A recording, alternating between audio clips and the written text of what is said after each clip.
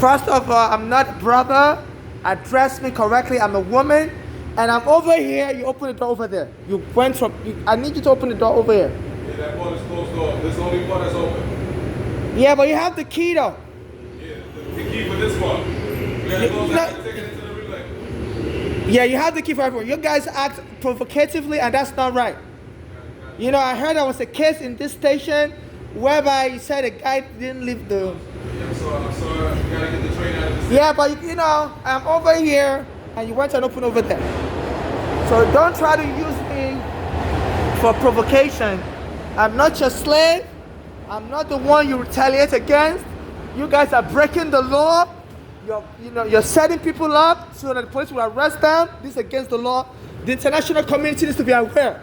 You, Eric Adam, you've run the city to the ground. You're targeting us Africans. Like my mother's daughter was able to kill her and steal her money, steal my ID, my green card. So this is what they turn America into. As an African, they punish me every day. And, you know, it came from over here to walk over there to open the door. He has the key. They just try to, you know, punish me as an African every day. I can't use the bathroom without calling the police on me. So they're out of control. Please don't get me killed. See, there's a black American also. They were allegedly harassing him. Jordan Neely was homeless. His own mother was killed. So last year they finally killed him on the train. You know. So you can't keep doing this. Nobody's your slave. There's rules. There's rules, and I'm not a brother. I'm a woman. Yeah. There's rules against discrimination. You know, they came and opened the door over here. I was over there. I'm a homeless person. That doesn't give them the right to restrict me. I could have simply walked over to me and opened the door right where I'm at. I'm not an animal. So, you know, if I could get out, you have to close the door. And if like, it doesn't know. There's ways you could have come over to me and opened the door. She didn't say it was such an emergency for me to get out or whatever. Then why can't you make it easier for me? So there's no emergency, they just incite and panic. They said there was a particular case whereby a Spanish guy stabbed one of their workers. They said he didn't want to get off. Maybe they set that Spanish guy up also. You know, before you could get out, they'll lock the door on you. You know, allegedly, I don't know what really happened. This same station, so the guy stabbed the MTA worker. You know, I don't know what really happened. I don't want to disparage the MTA workers. I don't ask for violence against MTA workers or against anybody. You know, so anytime something bad happens to their worker, they'll try to take it out on me.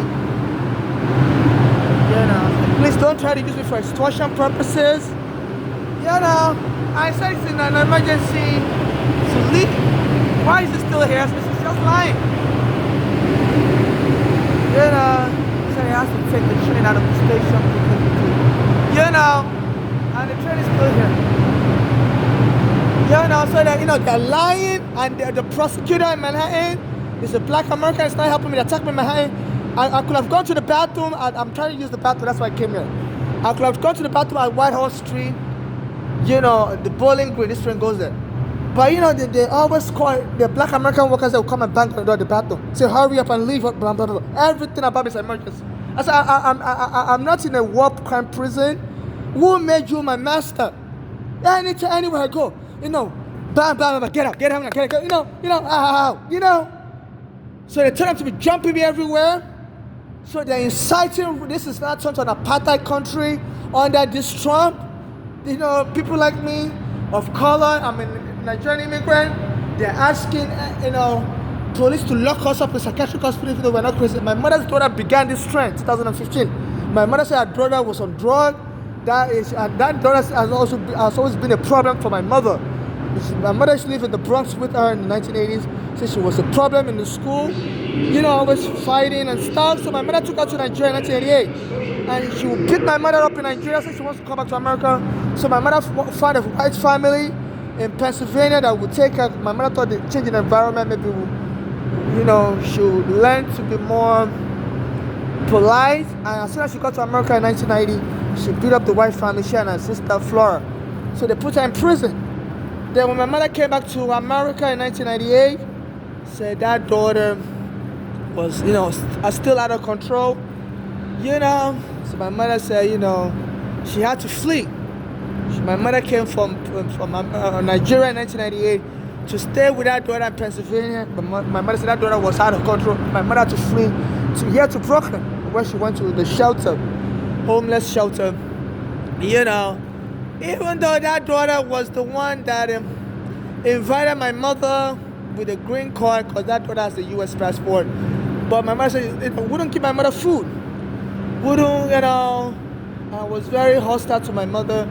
So my mother fled from Pennsylvania after she arrived in Nigeria in 1980, which is against the law. You can't bring somebody here from Nigeria through a green card program and not give them food, have them, be living on the street. My mother said immediately she arrived from Nigeria in 1988 to live with that daughter in Pennsylvania. That daughter wouldn't give her food. So my mother fled to come to Brooklyn here. And she was in a homeless shelter. And said one of the black Americans there didn't like her homeless also. So told my mother she has to leave the shelter, otherwise he's going to stab my mother. So my mother fled. Brooklyn. I went to Staten Island to stay with some people she knew. It was from the 1970s that she was living in America. They were Nigerians. So when those people, so I guess one of them didn't have immigration papers still. So they were like, no, we can't help her. You have the green card now. Go to the U.S. government to help you. So they drove my mother out also. But my mother was able to go to home ethic school, and become a home ethic. And then she immediately, by 2000, she came to Nigeria and got me. So between that 1998 and 2000, she was going to school in a homeless shelter, living with people. And as soon as she started working, she rented a room and she came to Nigeria to get me. And she brought me here. The immigration arrested me. Say, I shouldn't have came. Children are not allowed in America. So my mother would tell that daughter apparently to help me. I was in immigration prison. That daughter would come from Pennsylvania, come to the area I'm at, wouldn't even stop by to say hello to me, would go and do shopping and go to Pennsylvania. So I would call that daughter on the phone. I said, U.S. citizen can bail a foreigner out of immigration prison, and that daughter wouldn't respond to me. Because at that time, the immigration prison was jam-packed. It was jam-packed. There was a lot of immigrants arriving. So people were saying, all you need is a U.S. citizen to come and bail you out.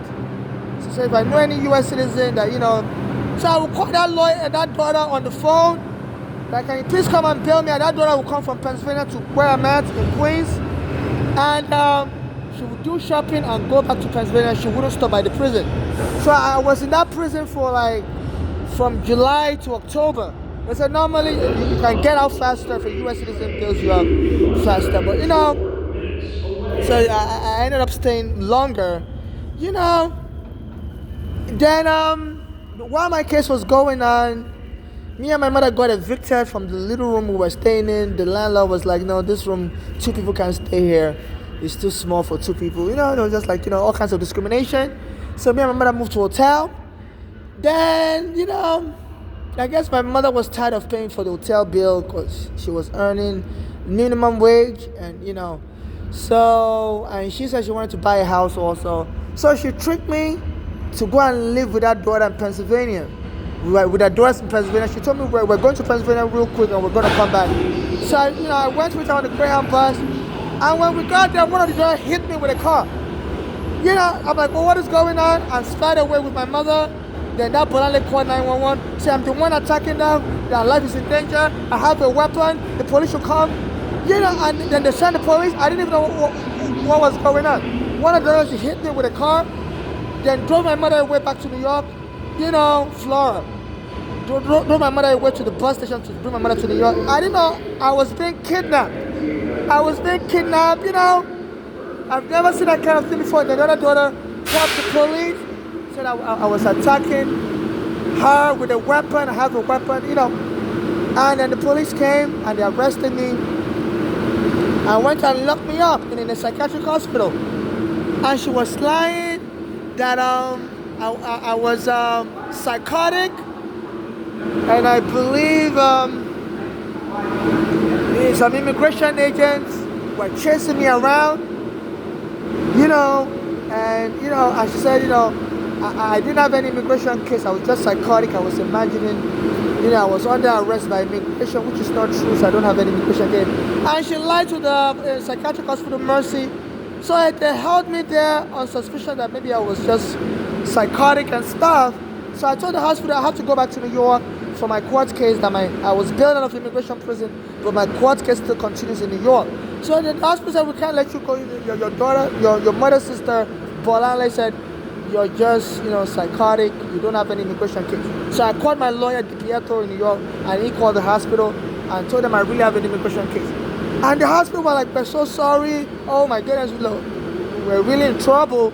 That we were believing your mother's daughter, Bolanle, because she sounded like, she sounded honest. So we can't believe she will make up such a big lie, have the police bring you in handcuffs and stuff, and it was all a lie. You're not psychotic, but actually a kidnapped victim, but they told me to go back and stay with those daughters. They didn't get the police to arrest them. I guess because I was a Nigerian, they felt whatever, Africans' life don't matter. So eventually I made it back to New York, and I went to my immigration court case, but I ended up losing that case because I wasn't prepared. There was a lot of evidence I should have, presented to the court. I didn't, get those evidence in time, so my case had to go to appeal court. It took 8 years to finally get my green card. In that 8 years I couldn't go to school because each time I go to school I wouldn't have money to pay because I didn't have my immigration document. So thanks to this Bolanle, I wasted 8 years of my life. Even though my case was good, Nigeria wasn't safe for me. My father was abusive to me in Nigeria. I was under 21, so there's a law in America said under 21 are considered juvenile. They have a special green card for under 21 if you're a child under 21 and you want to stay in America and you're afraid of being abused in your country by your parents. They have a special green card for under 21, but I couldn't apply for that green card. Thanks to this Bolanle, I couldn't really submit any evidence to the court, so my case was denied, and I wasted 8 years. Now I'm seeing her in New York from Pennsylvania. My mother said, she doesn't know the type of gang. My mother said she's moving with a bad gang, so I'm suspecting she's probably is also hired by the law enforcement agencies because since I was put in immigration prison, they gave my fingerprint to FBI, so they said they always surveil us immigrants. So right now I've been exposing corruption in America, so they have all these federal agents follow me around. So I think they employed her to also be following me around because she uses drugs. I guess they must have arrested her in the past, and they say sometimes when they arrest some of these criminals, drug users, they will turn them into informants.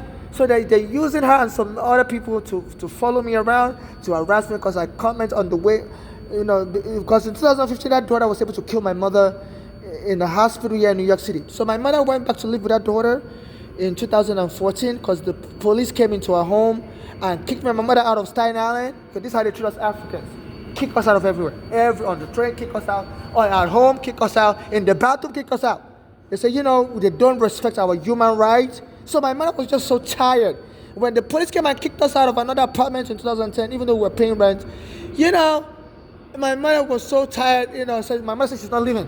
That this is it, she has nowhere to go, she's not leaving. And the police said, if you don't leave, woman, we're going to lie that you're crazy and you're attacking us and we're going to arrest you. And my mother said, what? You're going to lie? And my mother almost collapsed on that heart attack. And that's how they got my mother to leave. So I put in the court papers that the police scared my mother, because she told them they can't evict us unlawfully without a court order. She needs the court order. So she's not leaving, and the police told her they're going to lie on her that she was crazy and attacking them physically, and they put her in a psychiatric hospital or lock her up. And so my mother was very scared when they threatened my mother like that. So I put in the court papers 13 CV 5052. A black American guy called Eric Garner was helping me with that court papers. I said the police also watch me naked in my home, so that's their routine to watch me naked to make sure I don't have a gun in my body. They told me I have to disrobe in front of them. So I said this is sexual harassment. So the black American guy that was supposed to help me with that court papers, the police went and choked him dead at Regana and gave his family $3 million. So his family doesn't really even care about justice. They don't really help me. So I'm the only one stuck on the street. So my mother fled New York to go and stay with that daughter in Pennsylvania. My mother said that daughter started putting poison in my mother's food, hoping that she thought that the police would give me and my mother money also like that. A Ghana that was helping me and was killed, and she can kill my mother quickly and inherit the money. So my mother said she noticed this Bolale was putting poison in her food, like current or fish poison. Anytime she eats the food, my mother would start experiencing symptoms of a heart attack. So my mother quickly fled back to New York as she was experiencing that heart attack symptom. She got on the ground and came back to New York. To go to the hospital herself to find out, what kind of poison this Bolale put in her food. Because my mother said that Bolale was moving with a very dangerous gang in Pennsylvania. She didn't know what kind of power that gang has, so she didn't want that gang to invade any hospital she's in Pennsylvania and sabotage her medical treatment, So that Bolale went to college in Pennsylvania. I think she may have a master's degree. So my mother also she's connected to a gang, to a powerful gang there. So she sees the kind of people she's moves with. Like they're not good people. You can tell some of them. So my mother fled Pennsylvania to come to New York as she was having heart attack symptoms. Got on the Greyhound bus, to see if the New York hospital would detect that poison in her blood. But they say we can't have fish poison, you can't detect it in the blood, you have to die first and they have to do an autopsy of your brain. So my mother came to New York City. She was in Bellevue Hospital for days and she was starting to get better doing the cardiac unit. Then this Bolale shows up in the hospital. My mother was like, how did this Bolale find out what hospital she was in? My mother didn't know what hospital. So my mother didn't even know. It seemed this Bolale started working with the feds and so they're able to locate people and tell her to go to where that person is. So my mother said she didn't want that Bolale to come to the hospital. She doesn't trust that Bolale.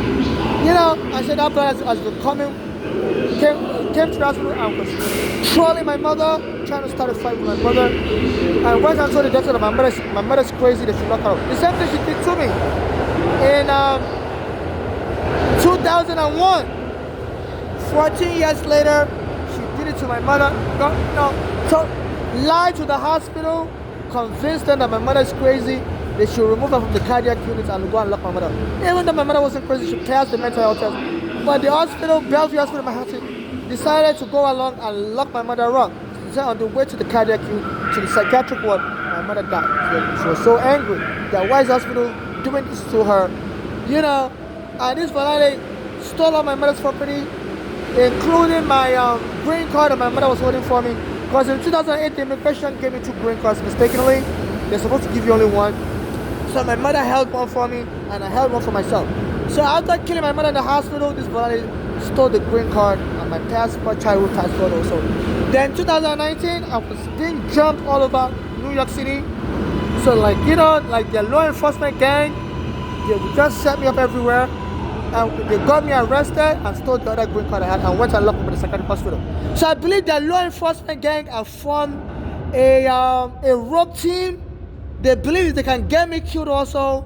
This Bolale would inherit my property because I'm a transsexual. And they say a lot of us gays, we don't have children. So when we die, our next of kin will be some other family member like your sibling or your parents that will inherit your property. So they must have noticed as a gay transsexual, I was born a male but not a female. I don't have I don't have any child. I don't have any I'm not married. So the law enforcement rogue team, they've been using their surveillance to find anywhere I'm at, and they will have people jump me. People jump me everywhere, and now they even when I go to the bathroom, they'll send people to the bathroom to try to fight me. Maybe the MTA workers also, they're using their connection. So everywhere I go, people want to fight me. And so we're going to lie on you that you're using drugs and the police should come and kill you. So, so there's a price on my life now, and they just want to They say a lot of times when they arrest you, they will choke you dead in the process. When last time they arrested me, put me in the psychiatric hospital after the law enforcement work team was sent undercover agent to just set me up, jump me everywhere. And they choked me here in Brooklyn, Bay Ridge Avenue and 4th Avenue on July 23rd, 2019. Stole my green card, the remaining green card I had left. My mother's daughter stole my other green card in 2015. The immigration gave me 2 green cards mistakenly. You know, so now since 2019 that the police took me and locked me in a psychiatric hospital. Yeah, I don't have my green card with me. I can't travel freely, I can't work freely. I contacted Nigerian embassy and they wouldn't help me also. So my mother said even she has a daughter, my mother has another daughter in Nigeria. That one also was trying to kill me when I was a baby, trying to throw me out the window. So my mother called the police to arrest that one. My mother said that one was mad because me and her have different fathers. So, but our father comes from our own father comes from a powerful family in Nigeria. That daughter's name is Funke. So when my mother got arrested for trying to throw me out of the window as a baby because she was angry that me and her have a different father. And I was a little baby, you know. My mother got the police arrested, but her father's family got her released because they have more political clout in Nigeria. So I've not been able to get justice. So I'm being attacked by my mother's daughters, you know, and as a transsexual, you know, it's like, it's against me. Since I was a baby, the daughter wanted to throw me out of the window. So because of that, my mother never filed a green card for that daughter. Funke, she left us in Nigeria, even though my mother eventually became a U.S. citizen.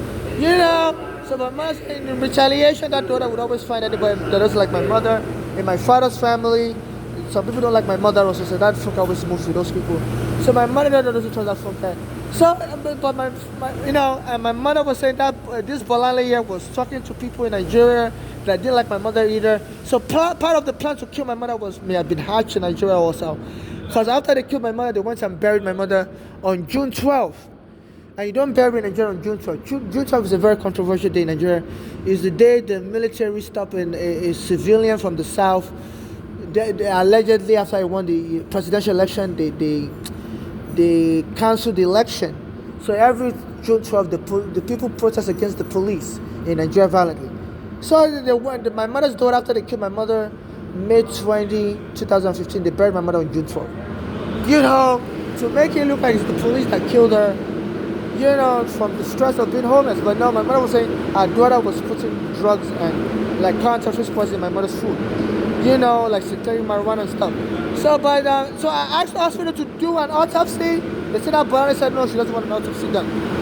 Which will further confirm what my mother was saying. You know, so there was no autopsy done on my mother. My mother was saying she was suspecting that Bolale was putting drugs in her food because anytime that Bolale gives her food, my mother will start having heart attack symptoms immediately. Start vomiting, she start passing out. Bloody stool, you know. So this is what I'm experiencing. So the FIFA needs to investigate this. America is not safe. They're having all kinds of gangs, black American gangs that work with the law enforcement.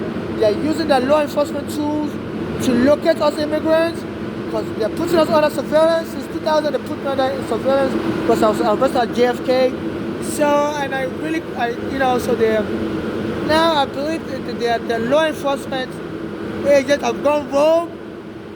They are ambushing me everywhere, even bringing my mother's daughter from Pennsylvania to walk past me. I always beg for money on the street. And she'll walk past me. After that, I'm getting attacked everywhere. Yeah, I'm getting jumped. So their hope is like kill me, make it look like I'm fighting people on the street and the police have to kill me or while trying to lock me up. You know, and hope my mother's daughter will inherit all the money. You know, so this is an abuse of human life. They don't let me use the bathroom, render me unsanitary, and tell me to be abusing me. Any bathroom I mean, they will have their undercover agent stop the bathroom and be mocking me, trying to bump into me as I'm coming out of the bathroom. They did that to me at Grand Central yesterday. You know, yesterday's August 2025.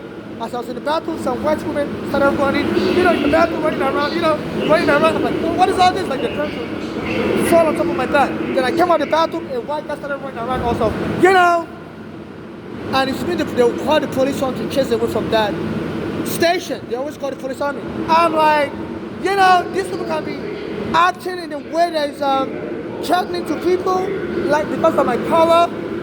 and the police were never arrested. And they were all running around my bags, So it's like it's a real war crime situation, and they feel so emboldened. I criticized Trump a lot also online, and it's now said the police should start locking up all the homeless, put us in psychiatric hospital. So I think he signed that law last week just to trump me, because they must have informed him. I criticized him a lot online on Instagram. So this is an act of retaliation, and they said that my friend Eric Garner, they were trying to lock him up in the psychiatric hospital, killed him as he was helping my poor papers in 2014 against the police. My mother, they were trying to lock her up in the psychiatric hospital, killed her. They also tried to lock me up in 2019, almost killed me, choked me in the videos on YouTube. So this is a threat to my life. Your Congress has to investigate this and arrest my mother's daughters, Palani and Flora, and their law enforcement rogue gang that's helping them ambush me. They're using their law enforcement resources to locate me anywhere I'm at, and they're telling people to jump me. So I'm about to use the bathroom here in the station. There's a bathroom upstairs.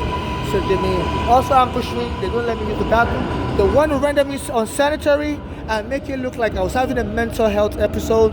I was walking around unsanitary, and the law enforcement had to remove me from the street. So this is why they ambushed me in the bathroom. This is a war crime. This is a Guantanamo Bay type torture. They said in the Guantanamo Bay prison, where after 9/11, the Arabs, they arrested, said they would torture these Arabs till these Arabs became crazy. And either these Arabs would commit suicide in prison, or they would sometimes just beat these Arabs almost to death. So this is torture, and my friend Eric Garner has been killed. Since I've been taking this hour to court, my mother has been killed.